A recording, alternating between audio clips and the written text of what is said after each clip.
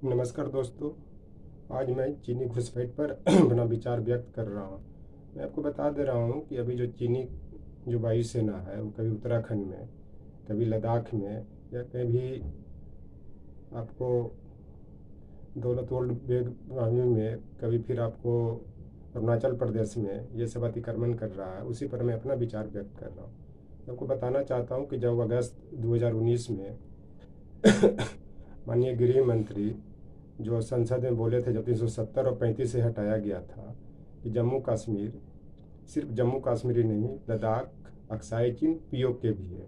लेकिन आज आप देख लीजिए कि क्या हाल हो रहा है। जब तब भी इन लोग बोल रहे हैं कि सब सही चल रहा है। एक कहावत भी है कि जो सावन का जो अंधा रहता है उसको हमेशा हरा हरा ही दिखाई पड़ता, क्योंकि उसको लगता है कि सब सही चल रहा है, हमेशा हराई है, हमेशा बरसात ही है, हमेशा सब कुछ है, हमेशा सब सही चल रहा है। वही हाल इन लोग का गवर्नमेंट का है, गृह मंत्री जी का है कि हमेशा सब कुछ लग रहा है भारत में ठीक ठाक चल रहा है, अच्छा चल रहा है। एक कहावत भी है कि जोरू जमीन जोर के न तो किसी और के। कहने का मतलब कि जोरू है जमीन पुरपट्टी का ही भाग होता है।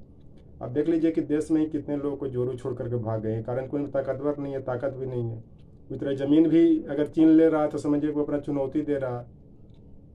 एक चीज़ और मैं इसमें बता देना चाहता हूँ कि जब ये माननीय प्रधानमंत्री बोलते थे कि जो भारत में जो परमाणु बम है वो पटाखा के लिए नहीं है, छुरछुरी के लिए नहीं है, तो परमाणु बम पटाखा कहाँ गया?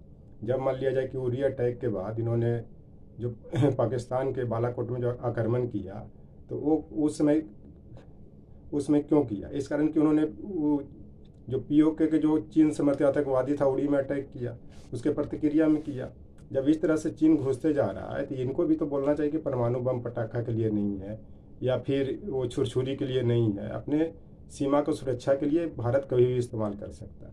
एक चीज़ और इसमें बता देना चाहता हूँ कि सफलता की चमक से चुंधियाकर पूरा देश को ही अंधेरे में धकेलने की कोशिश की जा रही है, क्योंकि देश की जनता ने इतना बहुमत दिया, इतना बड़ा बहुमत दिया कि आप लोग सब देख रहे हैं। इनको लग रहा है कि हमेशा इतना सफल मैं हूँ, इतना सफल हूँ, मुझे हमेशा मिलते जाएगा। लेकिन देश की जनता देख रही है, इसका जवाब भी देगी। अब सबको पता है। एक यार इसमें बता देता हूँ कि 1998 में भी चाइना में आर्थिक मंदी आया था, बहुत ज़बरदस्त आर्थिक मंदी आया था।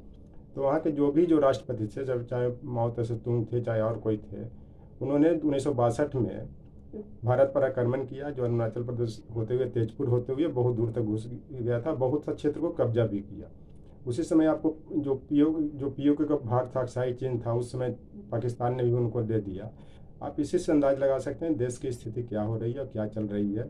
मुझे लग रहा है कि 2020 का जो कोरोना का जो काल आया था, उसमें चाइना का जो आर्थिक मंदी का सामना करना पड़ा है, बहुत बड़े व्यापक पैमाने पर सामना करना पड़ रहा है। तो फिर वो अप्रत्यक्ष रूप से युद्ध की ओर इशारा कर रहा है भारत की। और खास करके एशिया में सबसे जो स्ट्रॉन्ग कंट्री है, उसको जो मुकाबला करने वाला भारत ही है। तो हमेशा ये होता है कि हमेशा मजबूत आदमी को कब्जा करो, अपने आप सब कब्जे में आ जाए। चाहे श्रीलंका का हम्बनटोटा बंदरगाह हो, चाइना ने देखिए पहले उसको डेवलपमेंट के बाद की, उसके बाद फिर 99 साल के लिए लीज पे ले आया। एक तरह से उसका सब नव साम्राज्यवाद के अंतर्गत वो चाइना के कब्जे में ही है। तो आप इसी से अंदाज लगा सकते हैं कि इस देश में चल रहा है क्या, नहीं हो रहा है। और मैं एक चीज़ बताता हूँ कि जब पेंगोंग झील के पास बिहार रेजिमेंट का जो आर्मी था, कितना डटकर मुकाबला किया, तो चाइना को भागना पड़ा। इसी तरह और सब जो रेजिमेंट जो हैं देश के हैं, उसको बिहार रेजिमेंट की तरह स्ट्रॉन्ग या साहसी क्यों नहीं बनाया जाता? चाहे राजपूत रेजिमेंट हो, चाहे और कोई इस तरह के रेजिमेंट हो, चाहे गढ़वाल रेजिमेंट हो, इस तरह से बनाना चाहिए। या फिर जो बिहार रेजिमेंट के जो सेना, उनसे इसको प्रशिक्षण दिलवाना चाहिए, क्योंकि एक आदमी हर जगह कहाँ कहाँ भाग दौड़ कर सकता है, ये सबको पता है। एक सेना कहाँ कहाँ जा सकता है, एक प्रधानमंत्री कहाँ कहाँ जा सकता है, गृह मंत्री कहाँ कहाँ जा सकता है। ये चलते इस पर विचार करने की ज़रूरत है और चाइना से मुकाबला करने की ज़रूरत है। ये किसी से छिपा हुआ नहीं है। और आप लोग को सब पता है कि जो जो चीनी वायुसेना है, अभी कुछ दिन पहले उत्तराखंड के चमौली या अरुणाचल प्रदेश में भी इस तरह से किस तरह से आक्रमण किया है।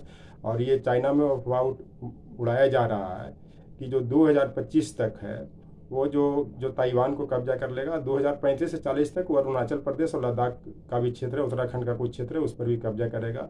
उसका इंडिकेशन दे रहा है, हम लोग सब देख रहे हैं। कभी उत्तराखंड में, कभी दौलतोल्ड बेंगमी में, कभी उधर फिर आपको पेंगोंग झील में, फिर कभी अरुणाचल प्रदेश में। हमेशा मांग भी कर रहा है कि अरुणाचल प्रदेश मेरा है। इस पर प्रधानमंत्री, गृह मंत्री क्या बोल रहे हैं? सिर्फ कहने से नहीं हो जाएगा कि जम्मू कश्मीर सिर्फ जम्मू कश्मीर नहीं है, बल्कि पीओके, अक्साई चीन, ये सब है। तो आप इसमें दिखाइए, अपना विचार दीजिए, जो जनता के सामने अपना प्रत्यक्ष रूप से बयान दीजिए। और जहाँ तक जो आप जो परमाणु बम की बात करते हैं, जिसमें हमेशा पाकिस्तान के खिलाफ बोलते थे कि ये सिर्फ छुरछुरी नहीं है, पटाखा नहीं है, अब तो चाइना के संदर्भ में प्रधानमंत्री को कभी कुछ बोल नहीं रहे हैं। इस कारण अगर आपको अगर ये ज़मीन को बचाना है, देश को बचाना है, तो जोरू ज़मीन जोर की नहीं तो किसी और की, इस कहावत को या इस मुहावरा को चरितार्थ कीजिए। और ये सब प्रॉपर्टी का बात है, और जिसका ये दो चीज़ नहीं रहता है वो प्रॉपर्टी के पार्ट्स का इज्जत जाने की बात होती है, स्वाभिमान की सदमा लगता है। ये पूरे देश की ये सदमा की बात है, स्वाभिमान की बात है।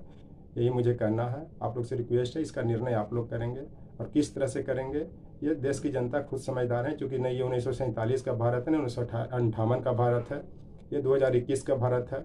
लिटरेसी रेट भी बढ़ी है, और कहीं कहीं भी कभी क्रांति होती है तो शिक्षित लोगों ने किया है, चाहे देश के उच्च शिक्षा संस्थान हो, चाहे ग्रामीण क्षेत्र का पढ़ा लिखा लोग हो। यही मुझे कहना है। Thank you.